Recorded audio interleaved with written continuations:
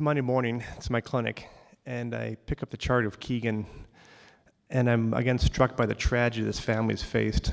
Keegan's one of 4 children. His oldest sister, Clara, had died suddenly in a swim meet in southern Iowa. On autopsy, she's found to have hypertrophic cardiomyopathy, a thick heart. It's a familial disease process, so all the children are screened, as well as the parents. And the youngest son, Karsten, is also found to have the same disease, a very thick heart. Plans are made, he's put on medication. We actually put a defibrillator, implantable cardioverter defibrillator in him, despite our best efforts. And this is one of the things we struggle with in medicine. At a dinner party, he's on the stairs, he dies with his family around his side. An AED couldn't save him. Now the family's screened genetically to find out who's affected, and it turns out the father and Keegan, the second oldest, carry the same disease that killed the 2 other children.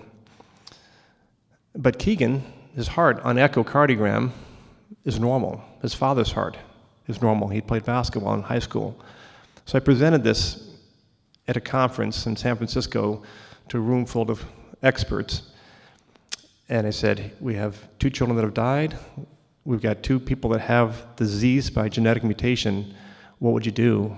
And they said, if their hearts are fine, just watch them. And I feel relieved. So now I need to walk into this family's room and tell them this news.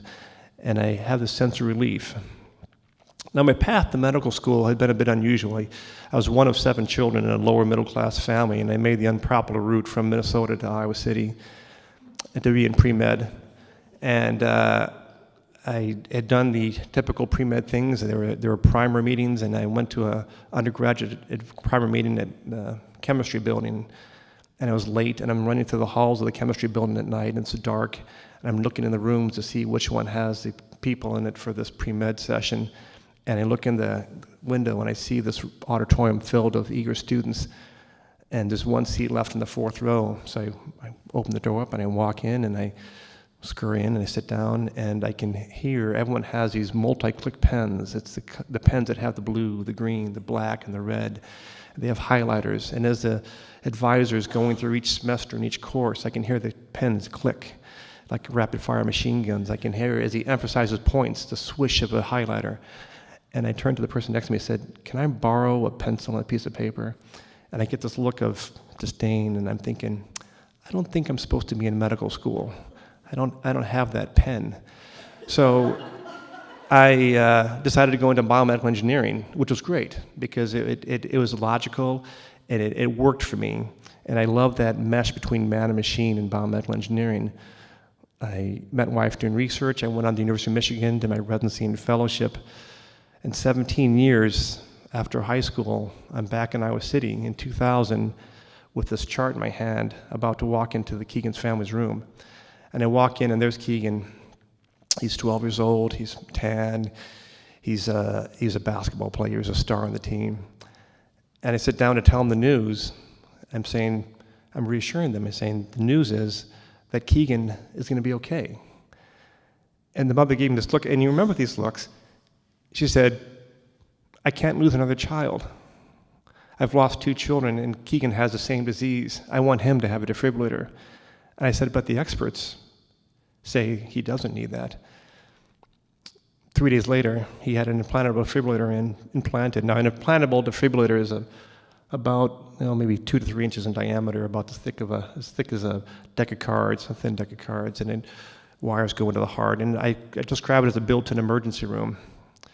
Within a year, he'd received 3 life-saving shocks. The mother's intuition was correct, and it went against the medical knowledge of the experts. Flash forward, and King has now gone to college. He's gone out to California to pursue his career in acting. He's 6'5". He's tan. He's got these Greek facial appearances. He is stunning. And I get this call from his mother saying, Keegan's not doing well. He's had fevers. He's got night sweats. And I said, well, what's been going on? He said, well, a year ago we had his ICD generator changed out. They last about 8 to 9 years, and now he's having these night sweats. I said, he's probably got an infection, and that system now has to come out. I said, I'll call my colleagues in Los Angeles, and we'll get this taken care of. Within 24 hours, he's on a plane back to Iowa City. He said, if this is going to be done, it's going to be done in Iowa City. Now, taking out a defibrillator is much more challenging than putting it in. There's scar tissue that sticks to the leads. There's the danger. So I'd gone through the process of removing it with the family, got the consent form signed, lined up the anesthesiologist, the backup surgeon. There's the heart-lung bypass machine that sits in the room when you do this procedure, and we set about the task. And it was a long procedure, and several times throughout the procedure, I'd stare at my colleagues thinking, this isn't going to come out, which would mean that he'd have to have his chest open to have this system come out. 8 hours have passed. I walk to the waiting room. It's now 10 o'clock at night. It's dark. I see Keegan's parents and the grandparents sit in the corner of the lobby. They're the only ones in there, sitting next to a lamp. They look at me as I walk across the room, and I had that same look in my eyes from Keegan's mother saying, not Keegan, not again. And he grabbed her hand. I said, it's going to be okay. The system came out.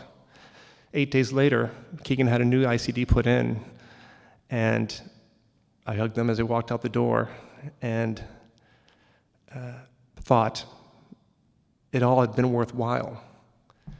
There's a reason I went to biomedical engineering, to learn about the mesh between man and machines. There's a reason why I met my mentor, who said, we're not treating diseases, we're treating children, we're treating patients. There's a reason why I came back to the University of Iowa.